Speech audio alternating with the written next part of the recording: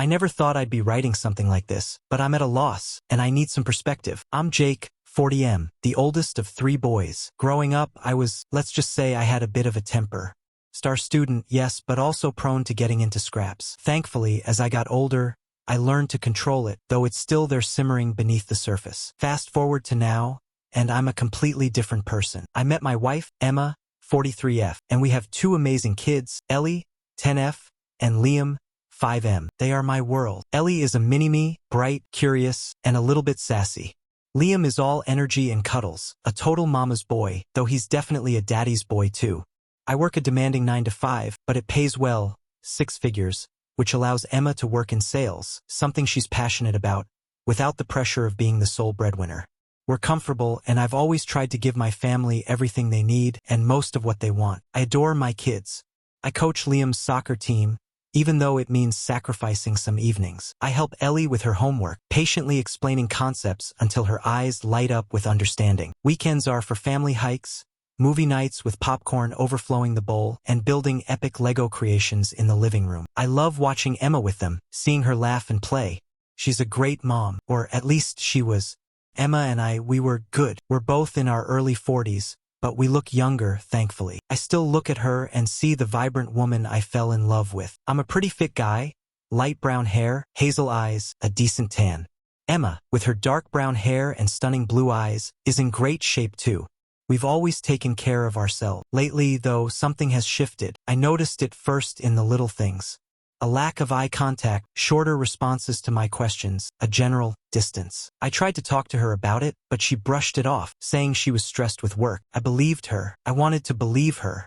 Then last night it happened. After the kids were in bed, we were in the living room. I was winding down after a long day, scrolling through my phone, and Emma was unusually quiet. Finally, she spoke. Jake, she started, her voice flat. We need to talk. My stomach dropped. I knew this wasn't going to be good. I've been doing some thinking, she continued, and I've realized I'm not attracted to you anymore. The words hit me like a punch to the gut. I stared at her, speechless. What are you talking about? I finally managed to stammer. I'm just not feeling it anymore, Jake, she said, her voice laced with a strange kind of coldness. I've lost that spark. You're like a brother to me now. I felt a wave of nausea wash over me. A brother, I repeated, the word tasting like ash in my mouth. Yes, she said, and I've met someone else. My blood ran cold. Someone else? His name is Luke, she said, her eyes flashing with something I hadn't seen in a long time, something like excitement. He's one of my coworkers. He makes me feel young again, alive. He makes me feel desired. The air in the room felt thick, heavy. I could barely breathe. You're having an affair? I asked, my voice barely a whisper. Not yet, she said, and that's what made it worse. But I want to explore this. I want an open marriage, Jake. My temper, the one I thought I had tamed, flared up inside me. But I took a deep breath, forcing myself to remain calm. For my kids, if nothing else. No, Emma, I said, my voice low and steady. Absolutely not. An open marriage is not happening. But Jake, she protested, her voice rising. I need this. I deserve to be happy. And what about me? What about our kids? What about the vows we made to each other? She scoffed. Vows? Those are just words, Jake. Things change. People change. Some things shouldn't change, I said, my voice hardening. I love you, Emma. I love our family. I've worked my ass off to give you everything you've ever wanted, and I appreciate that, Jake, she said, her voice dripping with insincerity. But that doesn't change the way I feel. I'm going to do this, Jake. Whether you agree or not, that was it. That was the moment I knew. I stood up, my legs feeling like lead. If you go through with this, Emma, I said, my voice flat, devoid of emotion, it's over. You understand me? Over. I turned and walked out of the room, leaving her standing there. As I reached the hallway, I heard her yell, you can't control me, Jake. I'm going to do what I want. I didn't turn back. I walked upstairs, went into my kids' rooms, and just watched them sleep. Ellie was curled up with her favorite stuffed animal, her face peaceful. Liam was sprawled out, his blanket tangled around his legs. I sat there for a long time, just watching them, my heart breaking. So, Reddit, am I the asshole for refusing an open marriage? I honestly don't know anymore.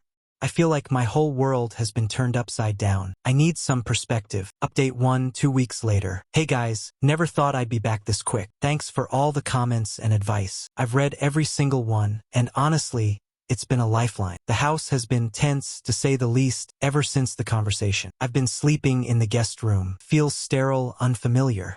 Like I'm a visitor in my own home. These past 2 weeks have been a blur of emotion. Disbelief, mostly. I still can't wrap my head around it. Emma, the woman I built a life with, the mother of my children, wants this. It feels like a betrayal on a level I didn't even know existed. Then there's the anger. It simmers beneath the surface, a constant low-level hum. I catch myself clenching my fists, my jaw tightening. I have to consciously remind myself to breathe, to stay calm. I don't want to scare the kids. And then there's the sadness. A deep, aching sadness that settles in my chest and makes it hard to breathe. I look at Ellie and Liam, and my heart just breaks. They don't understand what's happening, of course. They just know that mommy and daddy aren't sleeping in the same room anymore. Ellie has been quieter than usual, clinging to me a little more. Liam, bless his heart, keeps asking when mommy is coming to bed. How do you explain this to a 5-year-old? How do you explain it to yourself? I've had so many thoughts swirling around in my head. Was I blind? How could I not see this coming? Did I do something wrong? Was I not good enough? I've replayed every moment of our relationship in my mind, searching for clues, for answers. But I come up empty. I've also thought about revenge. The urge to hurt her the way she's hurt me is almost overwhelming sometimes. But then I look at my kids, and I know I can't do that. I won't sink to her level. The day before I'm writing this, I did something I never thought I'd do. I hired a private investigator. I know it sounds dramatic, but I need to know the truth. I need to know what's really going on. I can't live with this uncertainty. I'm also starting to look for a lawyer. I hope I won't need one, but I have to be prepared. And there's one other thing. Based on some of the comments I got, I had the kids' DNA tested. I know. It's awful. It makes me feel like the worst person in the world. But the doubts were there, gnawing at me, and I couldn't ignore them. I had to know. I just got the results back. Both Ellie and Liam are mine. A wave of relief washed over me, so intense I almost collapsed. I held them both so tight after that, just breathing them in, feeling the weight of my love for them. It was such a mix of emotion, relief, guilt for even doubting, and just pure, unadulterated love. They are my world. I'm trying to be strong for them. I'm spending as much time with them as possible. We've been going on hikes, playing games, just trying to have some semblance of normalcy. I want them to know that even though everything is changing, my love for them will never waver. I don't know what the future holds. I'm scared, to be honest, but I'm also determined. I'm determined to protect my kids, to get through this, and to rebuild my life. I'll keep you all updated. Thanks again for your support. It means more than you know. Update 2-3 months later. I forgot to update you guys. I'm so sorry. Life has been a whirlwind, a chaotic, heartbreaking whirlwind. Where do I even begin? After my last update, things at home became civil. For the kids, mostly. I continued to sleep in the guest room. Emma, I think, misinterpreted my civility as acceptance. She seemed to relax, to think I was coming around to her open marriage idea. She had no idea how wrong she was. Beneath the surface, I was seething. I was waiting for the information my PI was gathering, waiting to talk to a lawyer. Speaking of lawyers, I found one. Kelly, 38F, is a family friend, and she's absolutely amazing. When I told her everything, she was incredulous. She couldn't believe Emma's stupidity. She's been a rock for me, offering not just legal advice, but also a shoulder to cry on and a much-needed dose of reality. I also told my family and close friends what was happening. They were, understandably, furious. They offered their support in any way I needed it, including watching the kids if things went south. Their support has meant the world to me. Emma, though, continued to act disrespectfully, sometimes even in front of the kids.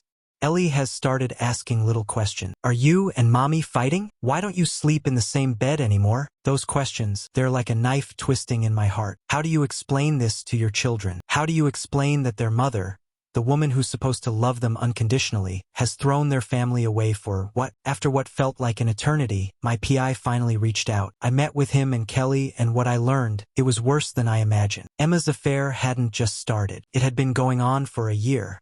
And Luke, he wasn't some grand passion. He was just another notch on her belt. Someone she thought she could trade up with. The rage I felt in that moment, I can't even describe it. I wanted to scream, to break something, to lash out at anyone and everyone. I felt violated, betrayed, like I was nothing. I spent 3 weeks poring over every document the PI gave me.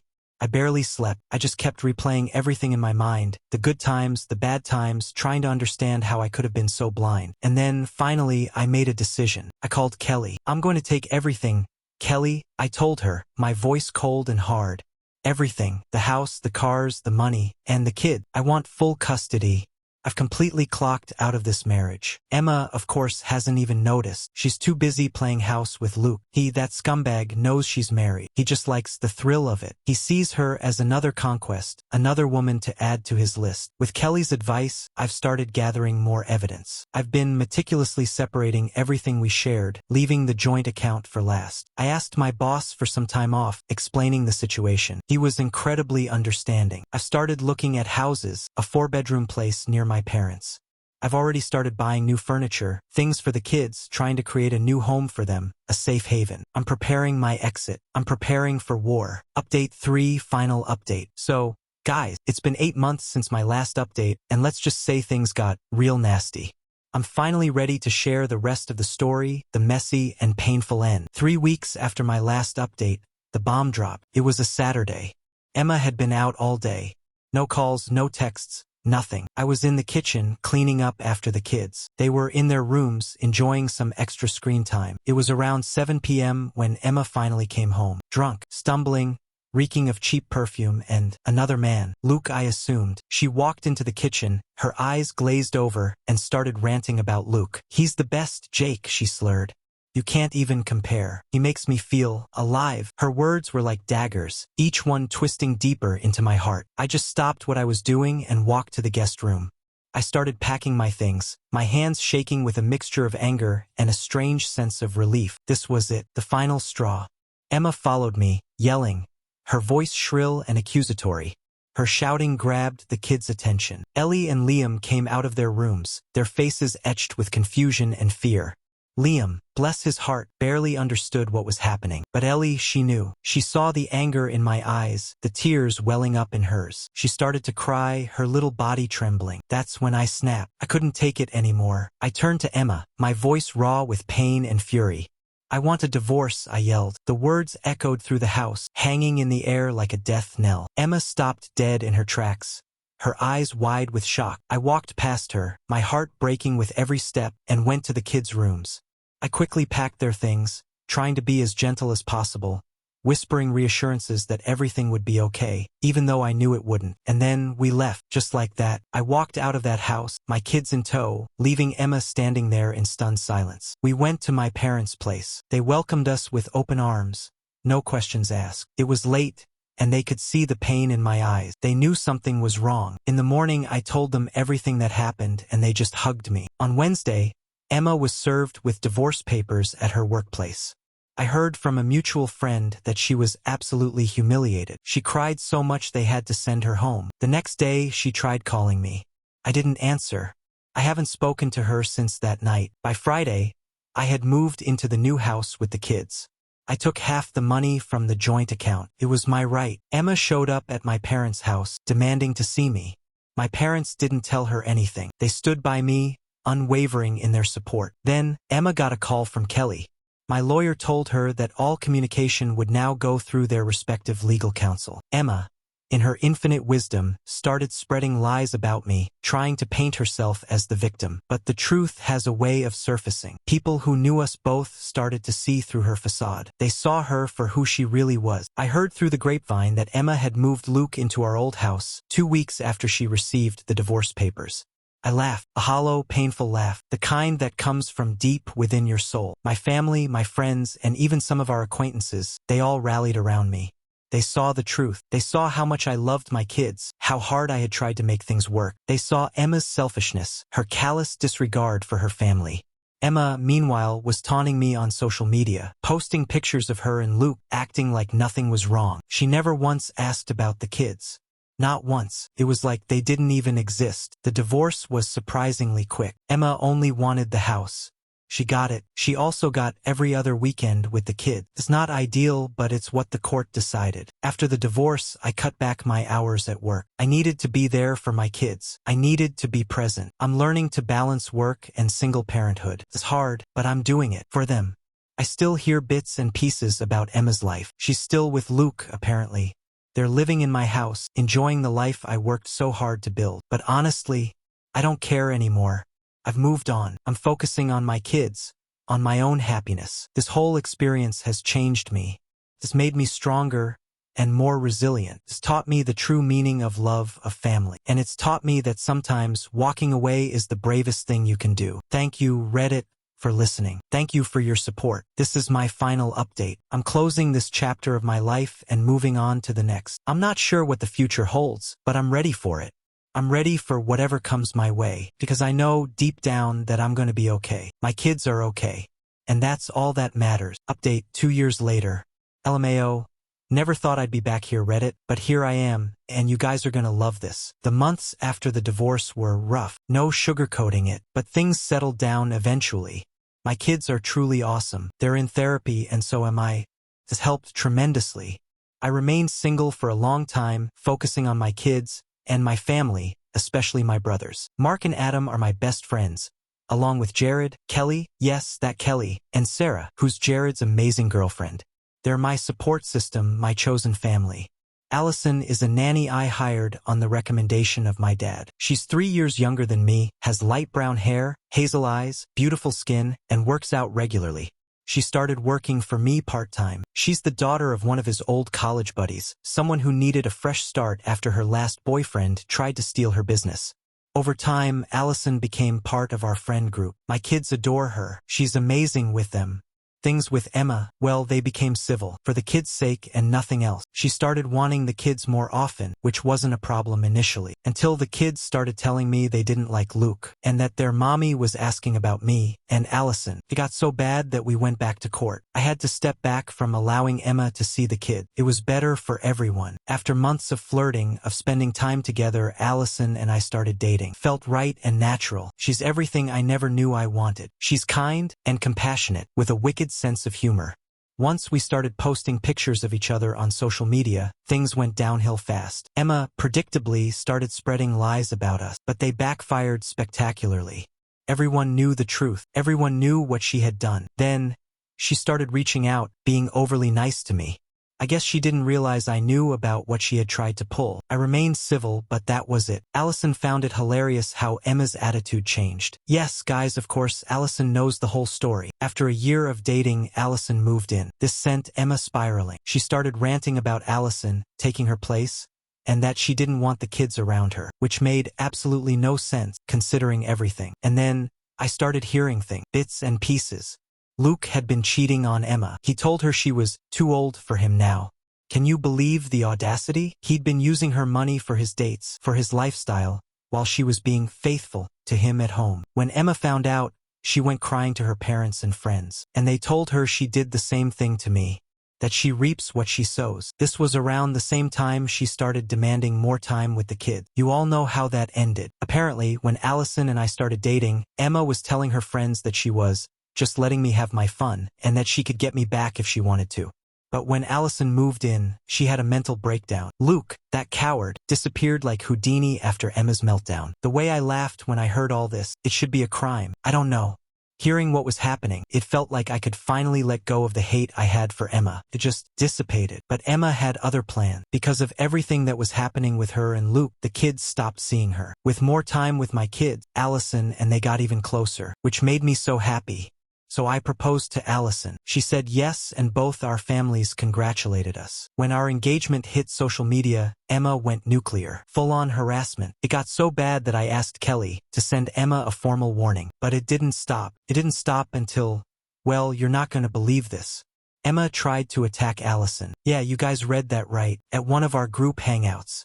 How she found us, I have no idea, but she did. She came in loud, looking like she'd wrestled a feral cat. She ran straight for Allison. And guys, that was the first time I've ever seen a woman get knocked out. It was glorious. Sarah spotted Emma first, but before she could even say a word, Emma was already halfway to us, yelling. We all stood up, mortified, secondhand embarrassment radiating off of us. Imagine our faces when Emma tried to punch Allison. And Allison dropped her. 2 punches. That's all it took. It was so surreal. I was laughing while I checked on Allison, making sure she was okay. Kelly, ever the lawyer, called the police. And, of course, we pressed charges. Emma got off easy, all things considered, but she left our area after that, vanished, leaving me to explain, again, to my kids that it wasn't their fault. This is my last update. Thank you all for being there, and for your support.